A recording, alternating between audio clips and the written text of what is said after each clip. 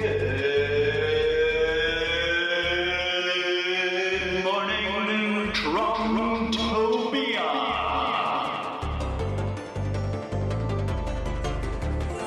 A special segment of the Almost Daily Zencast. Hosted by the incorrigible Mr. Zeppo. Let's talk Trump. Hello and namaste, friends and listeners. Welcome back to another episode of the Almost Daily Zencast, a special presentation. Good morning, Trumptopia! The last several days have been an interesting escalation of echo chamber crazy, in my opinion. Not only do we see the protest movement against the governors who are following Trump's orders getting weirder, and the irony, it of course, being that it's all Trump supporters that are complaining and protesting, and it's Trump at the top, sort of being a federalist, but also sort of not being a federalist, enough to confuse even the Trump base, saying that he alone has the ultimate power to decide when the states will open up, and then turning around and saying the states will do it for themselves. Right? It's the one thing that I'm trying to figure out how to elucidate, how to illuminate, how to make clear for those who are really clinging to this idol. Because while I respect the notion that we shouldn't be wasting our time trying to convince them or talk them out of supporting him, if you don't want to do that, don't. I'm not here to talk them out of supporting Donald Trump. I'm here to talk everybody into questioning our addiction to politics in general and at large. Because, for those of you who may not be aware of this about me, I don't support or endorse any politician at all. Sometimes I will agree with the things that a given politician will say. For example, right now, despite whatever other criticisms can be levied at him, I'm really kind of jiving on Chris Cuomo and his heartfelt call to New Yorkers and to the American public at large to be tough but not assholes, right? There's a politician whose comments I sometimes can agree with, because I don't know what else he talks about. I don't follow him very closely because I'm not in New York, but I'm watching him on these nationally televised, and it's funny, he was the first one to do it at the governor level, right? He was like, I'm gonna get them to nationally televise it so that the country knows what I actually have to say, right? That's my interpretation of what he probably was rationalizing to himself. I shouldn't pretend to be quoting people. I wasn't pretending to be quoting anybody, but I shouldn't phrase things in such a way as to be misunderstood. Okay, so I digress. I get accused, right? Because I'm very critical of Donald Trump. I get accused of being some kind of left-wing nutjob socialist. And, excusez-moi, but I am an equal opportunity political abdicator. I think, in fact, that in the middle of this shitstorm, in the middle of this clusterfuck, echo chamber, mind pendulum dumbfuckery, I ran out of words there, in the middle of this social experiment to see how much we will tolerate, in the middle of this psychological manipulation echo chamber designed to create extensive conflict, Americans against Americans kind of conflict, we can be choosing to abdicate, to just say no. Remember all the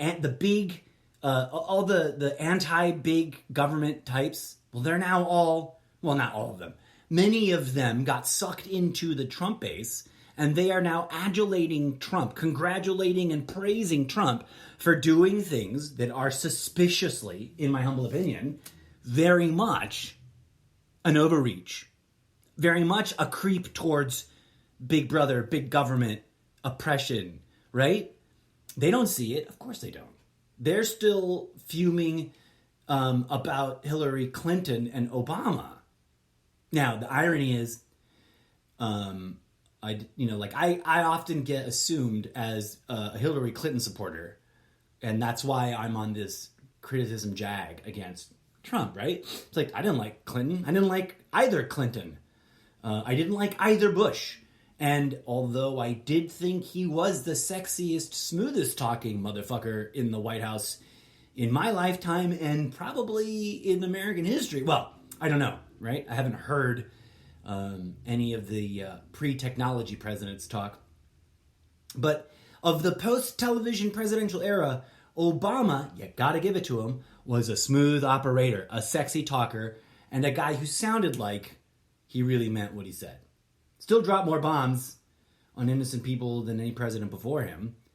And the only thing that Trump has actually done to really, really, like, that he could really accurately say he's done better than Obama is drop more bombs without his base freaking out about it.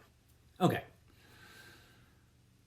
So, right, I'm not a Trump delirium hyper-left libtard, okay? Neither am I a closeted Aryan supremacist, hyper duplicitous, two-faced, hypocritical, pretending to be a Christian alt-right weirdo. I'm none of those things, I don't think. I personally have spent my entire adult life questioning and questioning and questioning politics and those who support it, because it has never made sense to me. Ever since a cartoon TV show actor got shoved into the White House,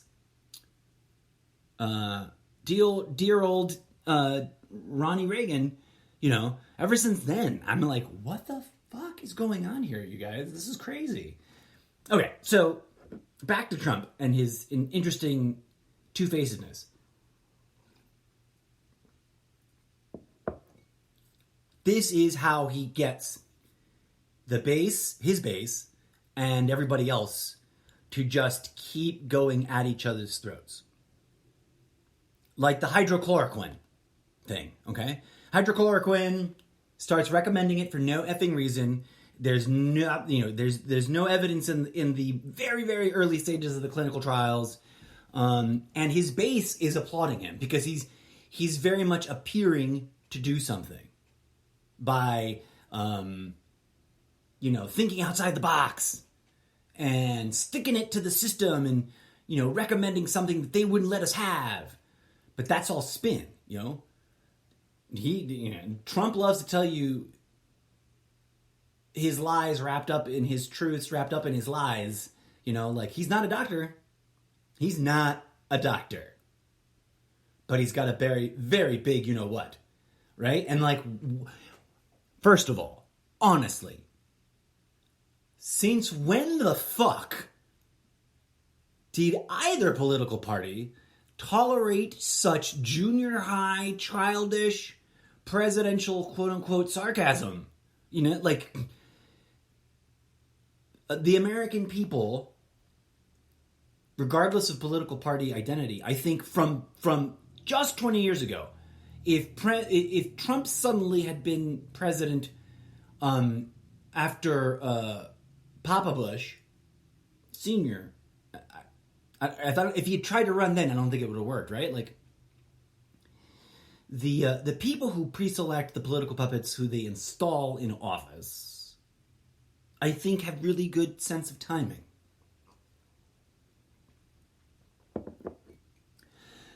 What I find adorable is that a lot of the Trump base is made up of anti-big government, anti-establishment types who got suckered into believing that Trump wasn't one of the pre-selected preordained, chosen by the Illuminati, chosen by whatever the fuck, whoever they are, just because he claimed to be that. Which is funny and really ridiculous to me personally. Because from long ago, it seemed pretty obvious that he was just another, like, pawn in the ego trap game. Mr. Trump. Like,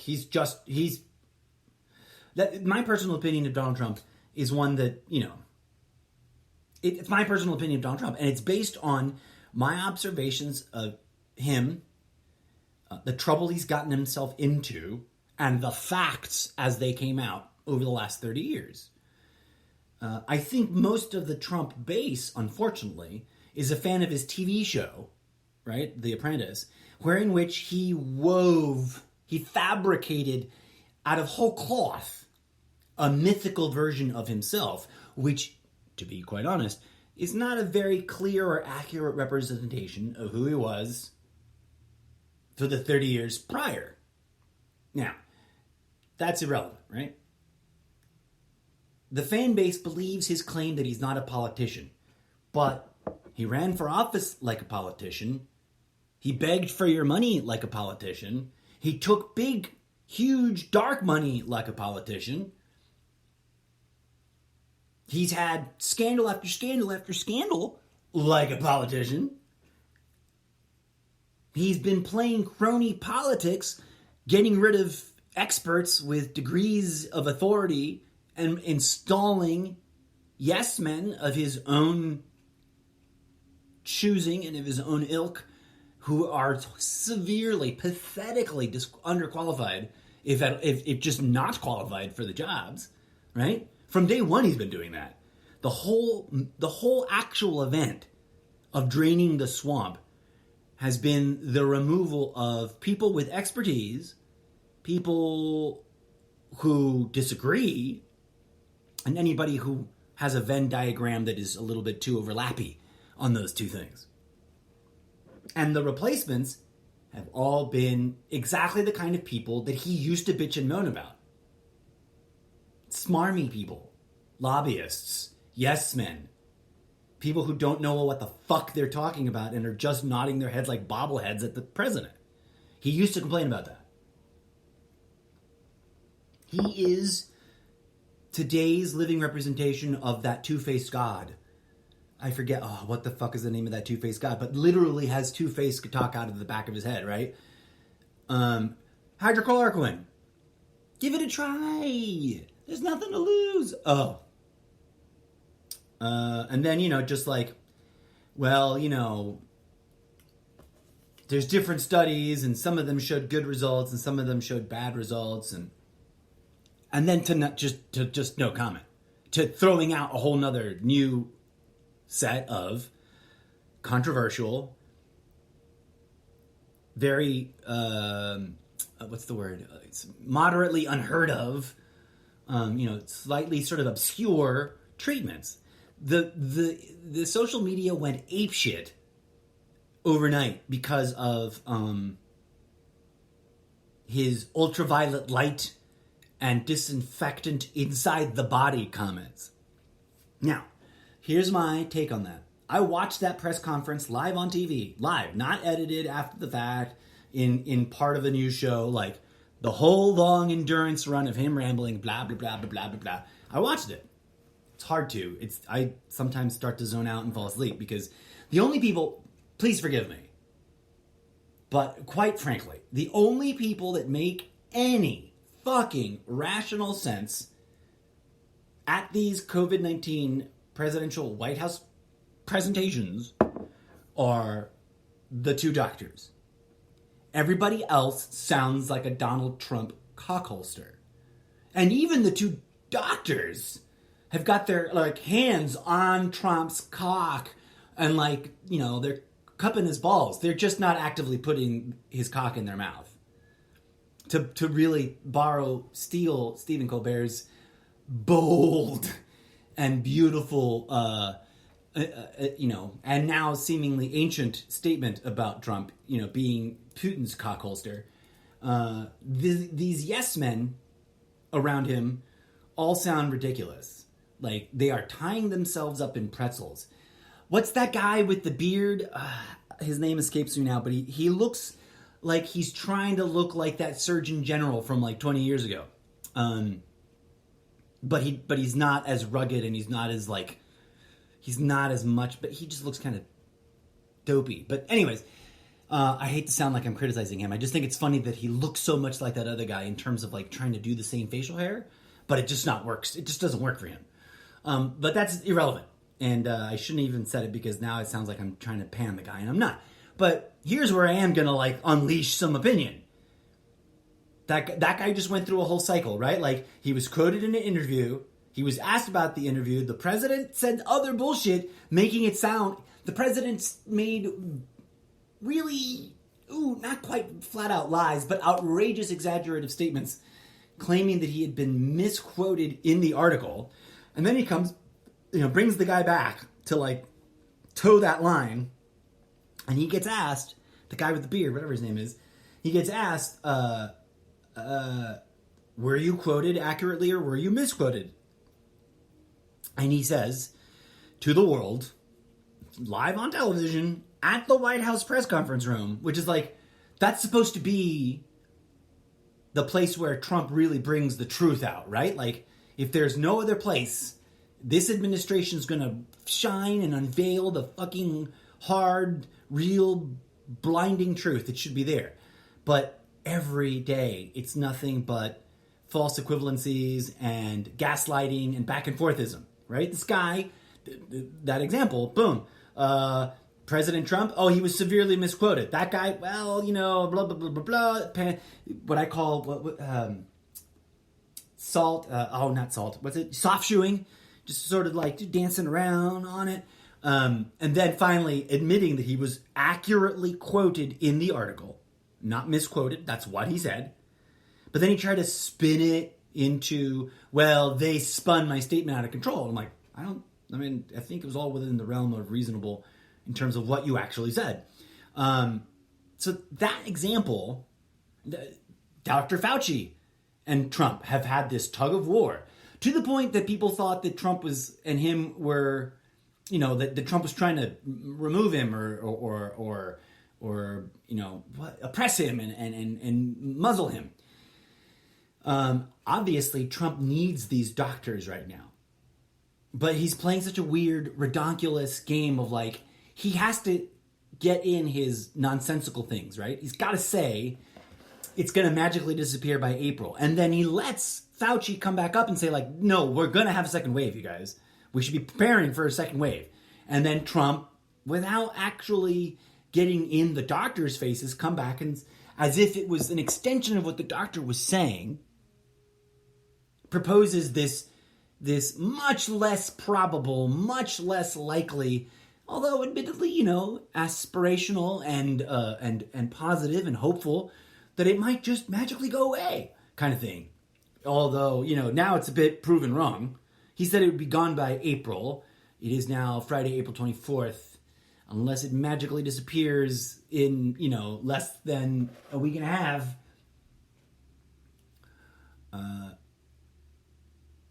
As one meme that I shared on the internet recently spells it out. Like, I saw this and I'm like, damn it. Oh, and actually, guys, let me share this with you. Oh, I don't have it right here. My phone's off. I need to turn my phone on. Wait for that. Okay. There's a lot of going round and round about this, right? One of the funniest things about these most recent couple of press conferences is that the left went apeshit, calling him all kinds of names and mocking him and just getting derisive and rude. Basically calling the president of the United States an idiot. Now, I've never called him an idiot. I want that to be clear.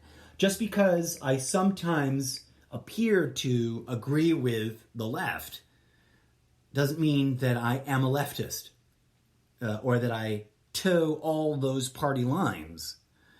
I quite honestly believe that Trump is actually really smart enough to do something that I've been trying to get a good fucking handle on to explain.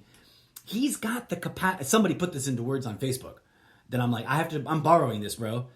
And he said it on one of my posts, which if my phone ever turns on in time, I'll pull up and read to you. But or maybe I'll do it in another segment. This Facebook acquaintance, whose name escapes me right now, but I'm going to memeify this so that the world can share it. And I'm totally going to butcher probably retelling it to you. But this guy in a thread where I was trying to point out to people that I wasn't trying to say Trump is, wrong about these things or whatever. I'm just saying the way he presents this content at these briefings, it's as if it's designed to infuriate the right and give his base really crazy, kind of silly opportunities to defend him, which he doesn't even give a shit about, right? Like, yesterday he makes a comment, which a part of his base tried to say was fake news, that it was a misquoting, that it was taken out of context, right? All the usual nonsensical, without thinking about it, without actually looking into it, defenses. That it's Trump hysteria, blah, blah. But I watched it. I watched it yesterday. It was a long one. And he said, he turned to Dr. Parkey, I forget what her name is, with the lovely scarves all the time. That poor woman, man. You can see it on her face that she does not want to be up there as counterpoint to the president's more ridiculous comments. But she does her best to not be confrontational. So does Fauci. You got to give them this credit. That they do their best to not confront him, not get argumentative with him, but to reassert what their professional opinion is and what their take on the facts happens to be, which is usually in contradiction to what he just said. And this, I think, is Trump's genius, right? He said he turns to the doctors yesterday at this briefing and says to them, like, I've heard these things and you guys are talking about testing it, right? You're saying you might be testing it. Today, we got footage of the look on the lady doctor's face. And forgive me, I can't remember her name right now, and I don't have it in front of me. She looked mortified. She looked embarrassed. She looked like someone who needed to get the fuck out of that room, but couldn't, and knew she wouldn't, and knew she had to figure out a way to navigate it. That's telling, folks. And but then the whole arc. He says these comments. He asks these questions of the doctors, like, you're going to test it, right? We're going to investigate this. We're going to look into it. Those were not direct quotes. Those are me just being snarky and paraphrasing. And then the left goes apeshit. The right goes a little apeshit.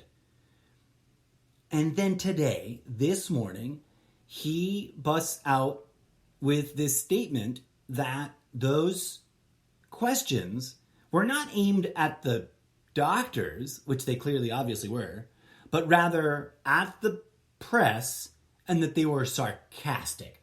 Now, here's the thing. That's a fucking stroke of genius. Because the left is going to just be, fuck that idiot, and just mock him for it, right?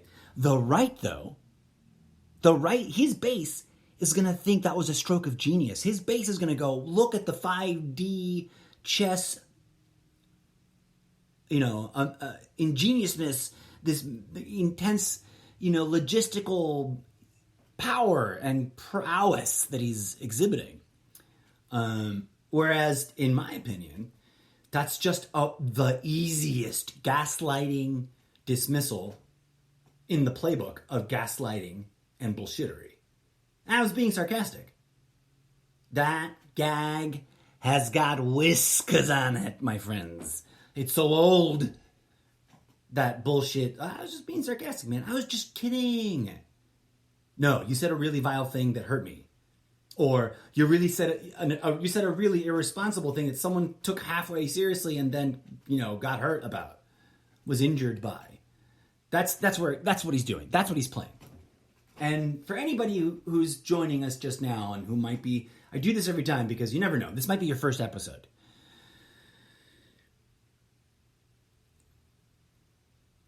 I stated from the beginning, from when, within days and or less than, 2 weeks of when he rode the escalator in the Trump Tower, that golden escalator in Trump Tower, in front of what turned out to be, according to expose reporting, hired extras from like central casting, literally, pretending to be Trump supporters in order to look like he had a big movement growing around him. From that moment, I said, you know what's going on? They're going to shove this asshat in office. They're going to, the system, right? Some people would say the Illuminati. Some people would say the deep state. Whatever. Those in control, I think, it's my nuanced and very convoluted assessment that those in control shoved him into office to freak everyone the fuck out and to give those in the base with that kind of particular sort of flagrant, don't give a fuck, shoot from the hip, pretend not to be racist but get away with being racist, don't give a fuck about knowledge or science, and just let's fight our way through everything type, a hero to worship. In order, my friends, and it's not just that.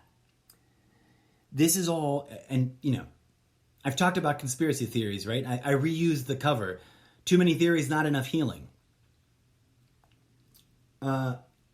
They wanted, I think my theory on Trump is that they wanted to give the conspiracy theory community a hero in the White House, right? Because for 40 years plus, I've been observing as a reader, as a casual, just sort of let it come across my desk, see what happens, kind of dig a little bit, and then go down the rabbit hole when I find interesting evidence of stuff.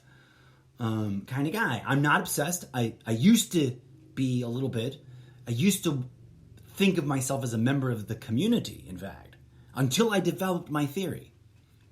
Because I thought, when I first kind of waded into the waters of the conspiracy theory community, I thought it was about actual intellectual integrity. I thought it was about actually updating and revising your understanding of the world as new, real, validated, verified information came through. Turns out, after 30 years of paying attention and observing without judging and really trying to just get a clear picture of what's actually happening with that movement. I don't know how it started.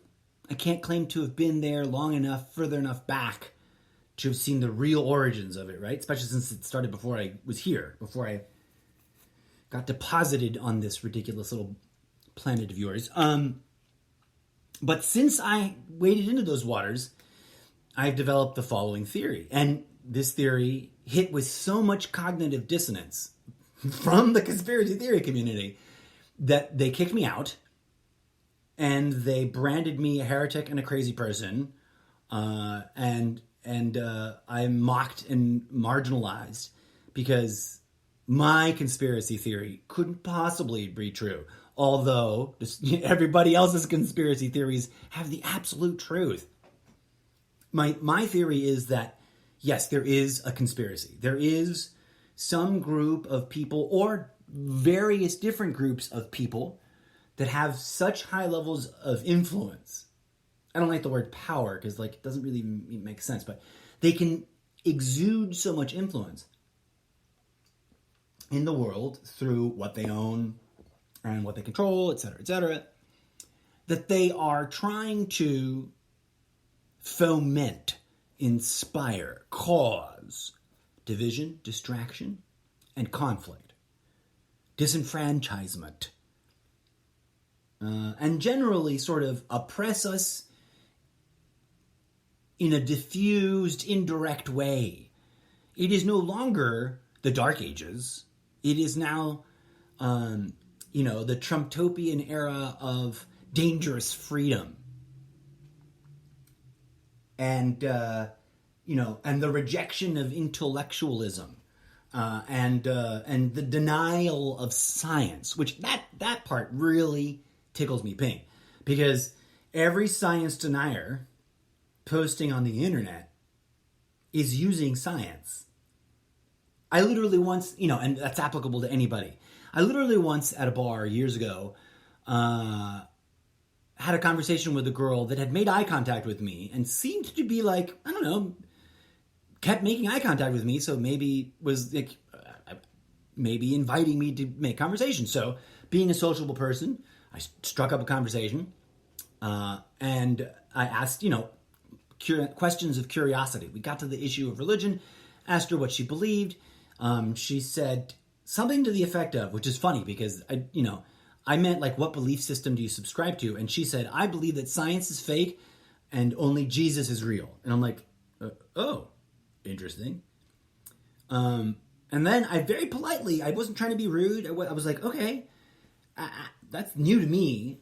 If science is fake, how is your cell phone working right now? Because she was on the cell phone. She was chit-chatting with me and texting away. Or social media-ing. She had just taken a selfie. And that's where, that's where the experiment is, folks.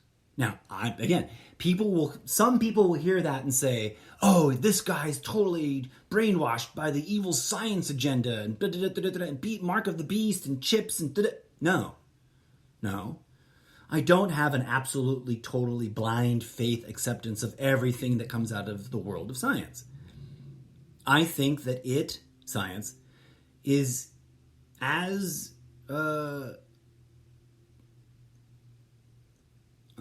susceptible.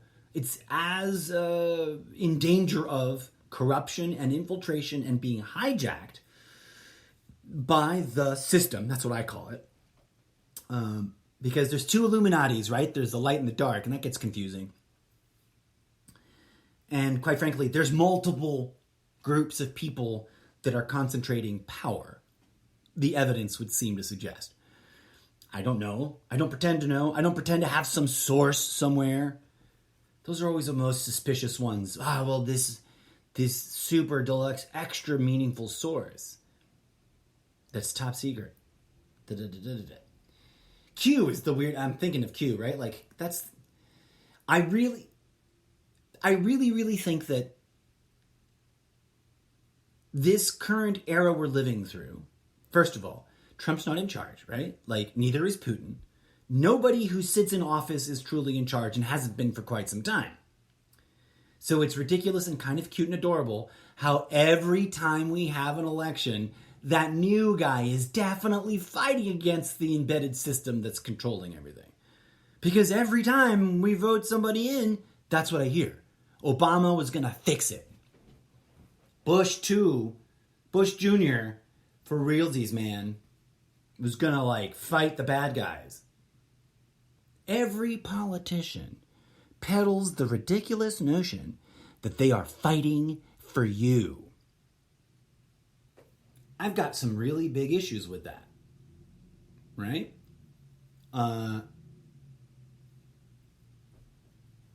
What if here's the problem. Here's the problem with the whole fighting for paradigm. Right? Imagine the words fighting for ... in quotes. And insert your favorite thing in the gap. Like, what are you fighting for? My rights, gay rights, women's rights, human rights, corporate rights, free market capital rights, whatever the fuck you think you're fighting for. You're being manipulated. The world, the living cosmos, our mother and father, that which gives birth to us here in this material realm, does not need us fighting for anything. And look at the past 5,000 years of fighting. We have fought and fought and fought and fought and fought and fought. 5,000 years of it that we can very easily analyze. We can debate whether or not the history of those 5,000 years is accurate, totally wrong, a complete sham, or somewhere in the middle. But what you can't deny is that for 5,000 years, we have butchered each other. The species has been addicted to profiteering on conflict since the Tower of Babel. So when they put in a puppet into any office, and I think that this is more prevalent because it's a subconscious process, right? I don't think one of the biggest things I disagree with to the base core assumptions of the conspiracy theory community is that this is an organized, overt, systematically planned conspiracy. You know, I mean, this applies to any conspiracy theory, but it's really, really evident with the pandemic version of COVID-19 conspiracy theories. But let's take a moment there. I've been posting this a lot. Since January, there has been an exponentially increasing number of conspiracy theories that claim to be revealing the absolute truth about what COVID-19 or coronavirus really is. Because there's no way in hell it's just a fucking virus, right? There's just no way in hell that Mother Nature has the wherewithal and the power to destroy the living shit out of us for being idiots. Now, I'm not claiming that conspiracy theory. I don't know. I just think it's funny that people would... There is a conspiracy theory out there, and it's marginalized and ridiculed by the other conspiracy theories, or the believers of the other conspiracy theories, that, you know, COVID-19 is punishment, or diseases in general, bugs, viruses, things that attack us, diseases that attack and threaten our lives, are the antibodies of Mother Nature, who is sick and tired of our toxic behavior as we live and use her body.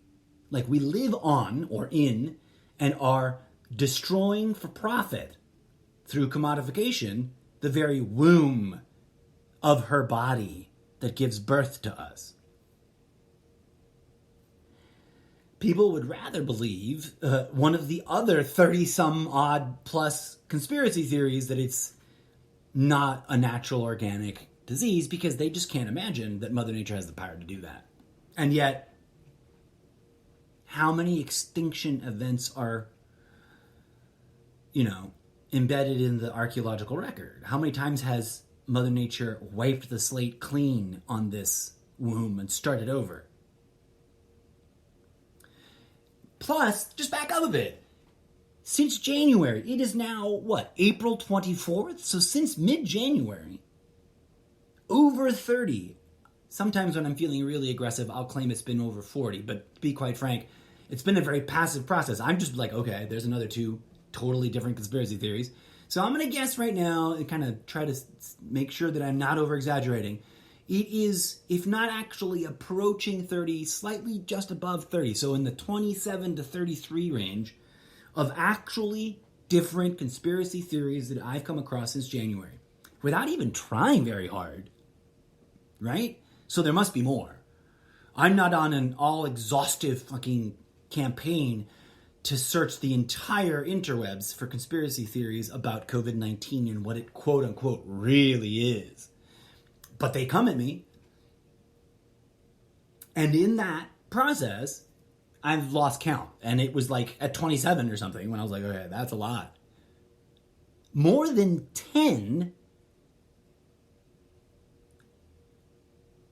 conspiracy theories on the same subject matter that seemingly disagree about what it really is, while simultaneously claiming to be from a reliable source that's deep inside some place and that is the absolute truth, revealing really, really what's going on. That many theories coming out and being peddled all at once. That looks like man-made, engineered echo chamber psyop to me. And so does the actions and words coming out of Donald Trump at these daily press briefings. And to come full circle, friends, this is what I meant by a pendulum extremity test. Like, we're being pushed to an extreme to see how far we will tolerate it. Then, I guarantee you, we will be pushed in the other direction to see how far we will, as a collective, tolerate it.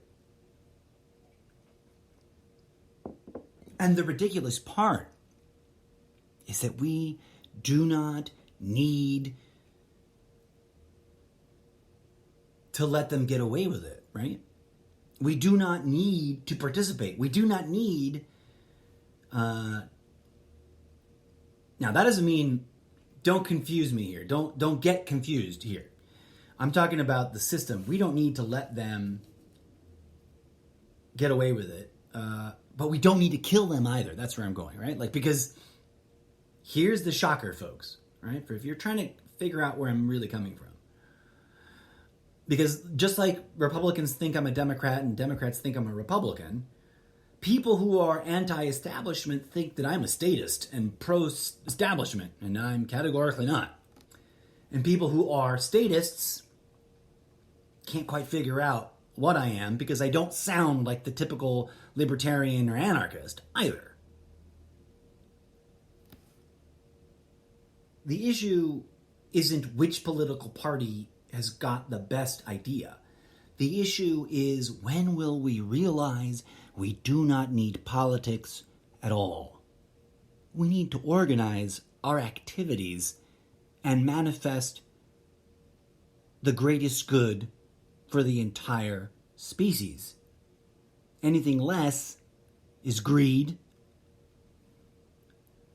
and problematic and likely to result in corruption and inequality and violence. The system, those who are in power, regardless of which label you like to call them, they profiteer on conflict. They profiteer on us from the womb to the grave. So they want you so mad that you're willing to get into conflicts with your fellow countrymen. They want you so blind with rage that you'd rather hurl insults at your neighbors than come together and solve things through fundamental, pragmatic, efficient organization. That's the game. That's the fundamental agenda. And quite frankly, for all the alarmists who are saying they're out to kill us all, that's scary. And some of the arguments about that, in favor of that theory or those kinds of theories, can be persuasive. But here's the flaw in that argument. They're profiteering on us. The system is profiteering on you whether you are a homeless bum on the street, a low-end sort of living, not under living wage, minimum wage, frontline service industry worker. The profiteering goes on. It doesn't matter whether you're middle class, upper middle class, or one of the wealthy, unless you're actually in the club of those who are profiteering. You are being profiteered on. And it's a slippery slope. It's not a hard line, right? Like, you go from being an undiscovered talent, but talented artist, to becoming a talented artist, to becoming a superstar, to becoming a person who charges way too much money for their product. And it doesn't matter which market, it doesn't matter what kind of person, it doesn't matter who you were before you went down that path. That's what we're encouraged to do. Free market capitalism is toxic as fuck.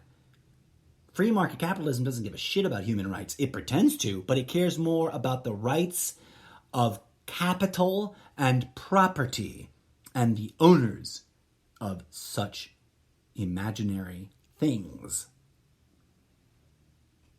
Thus, the flaw in the argument that they're coming to kill us all is that then who would they profiteer on? I don't even think they give a fuck about overpopulation, because that just causes more opportunities to profiteer on us.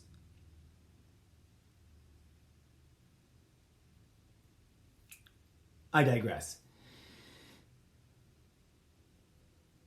We are in a critical moment, folks, where we are being pitted against each other. We're being played against one another.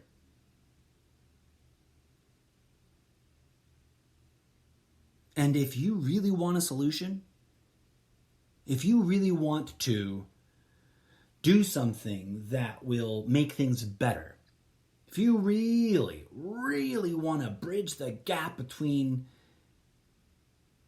everyone so that we can unite, in my humble opinion,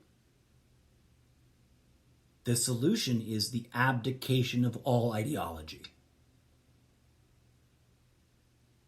The turning off of all political participation. And the regrouping, reorganizing, redesigning of how we do things at the grassroots level up. With a focus on healing. Not because I say so. Not even because that's what every prophet taught. Not because anybody thought it was a good idea and I like it. But because that's obviously what we need. The human species is so deeply traumatized that it is abusing itself instead of doing something about the trauma. The human species is so toxically abusing itself that we, as individuals, think it makes more sense to fight with one another than to heal each other. That I cannot abide with. So a lot of people talking about how they do not consent to the stay-at-home orders. That's adorable. Go get sick. I don't mind. Okay, I want to make some clarifications, right? Because I do have a really weird opinion about the disease. I've been trying to get to some clarity around it. Evolution is real. We are biological entities that have evolved to a level where we pretend we are the apex of the food chain, but little tiny microbes continue to evolve, and they need some hosts to live on, right? Life consumes life. Our problem is that we're toxically out of alignment with the organic way that we developed in the web of life, and we think of ourselves now as separate from the web of life and endowed with the right to destroy and commodify any part of the web of life we want to. That is suicide, my friends. We don't need politicians to be scheming to do horrible things to destroy us because we are doing it to ourselves through our relationship with Mother Nature already. We don't need mad scientists coming up with biological warfare because our relationship with reality is so toxic already. That thing we call normal that we all long to get back to was not normal. And we're going to put a pin in it there and come back to talk about it more in the not too distant future. Having said all that, friends, I humbly encourage you to take a moment today to go out for a walk without your device, without your ear pods in your ear holes. Although, thank you for listening to my podcast. But take a moment today to clear out all media and just be outdoors under the sunshine and in the air and look within. Sometimes going and staring at some bit of nature. And I know that's hard to do in our concrete jungle world that we live in, but go sit with a tree. I know that sounds ridiculous, but it's real. It's powerful, and there's a reason why people do it. Go sit in a park. Go for, I know that we're under stay-at-home orders, but as long as you're not clumping together in groups of 5 or more, you're allowed to go for hikes. You're allowed to go to places that are not closed. You're allowed to go jogging. You're allowed to, Anyways, remember, folks, we're not actually under quarantine yet. So stop acting like we are. We're not actually under martial law, which is spelled M-A-R-T-I-A-L, not M-A-R-S-H-A-L.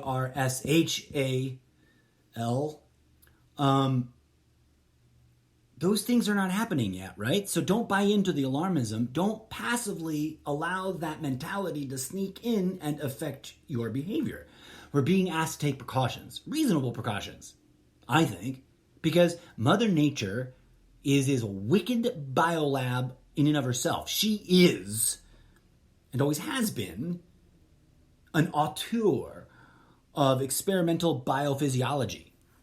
Okay? We don't need mad scientists coming up with biological weapons because Mother Nature is a mad scientist of biological weapons. Because all of life consumes other life. Now, we can sit here and distract ourselves through all this political, ideological argumentation. And mind you, that's not going to suddenly disappear when we go back to quote-unquote normal. In fact, I imagine that when we get back to normal, it's going to get stupider. And when we get back to that normal is, was, always, has been effing toxic. We need to fix that, folks. And we really can't, I don't think, we really won't be able to figure out what the solution is until we do like this fundamental first thing. This thing that I think, not because I say so, but because it seems to be the way nature works. Before we can make progress with others, before we can build a new future, we must look within and heal ourselves.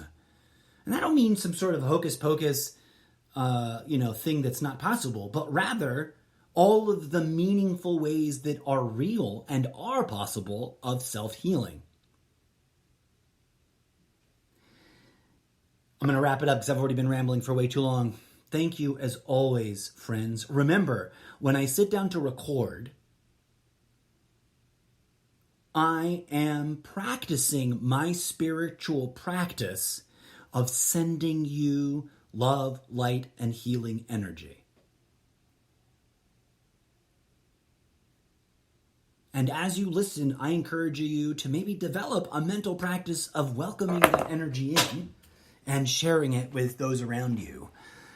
Because I think that's the work we're being called to do, have always been called to do, that we've been distracted from since the Tower of Babel. And if we're going to fix the problems that we've created through the toxic systems that we've developed since we toppled the Tower of Babel and enslaved ourselves to material profiteering, if we're going to fix those problems, then we're going to have to dig deep and use tools that are not the same tools we used to build this toxic AF system. And I humbly think, after 30 years of doing research and whatnot, and experimenting and exploring and questioning and doubting and not taking things on blind faith, but rather testing them, that work begins within ourselves. We can do that work together, but that work together is also a bit like this social distancing, isolation, stay-at-home thing. We can meditate together, but that's an act of, being together and diving into our internal space. That in there, in those inner realms, in that divine stillness, we will find tools, new or ancient, organic tools, inherent to our being, that will do more good than any fucking political tool has ever done in living memory.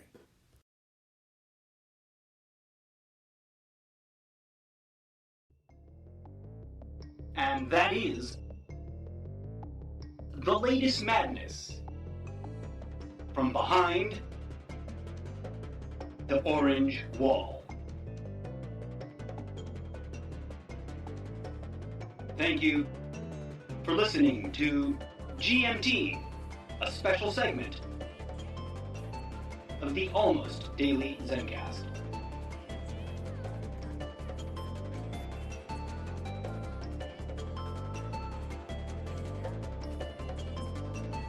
Stay woke, Trumptopia.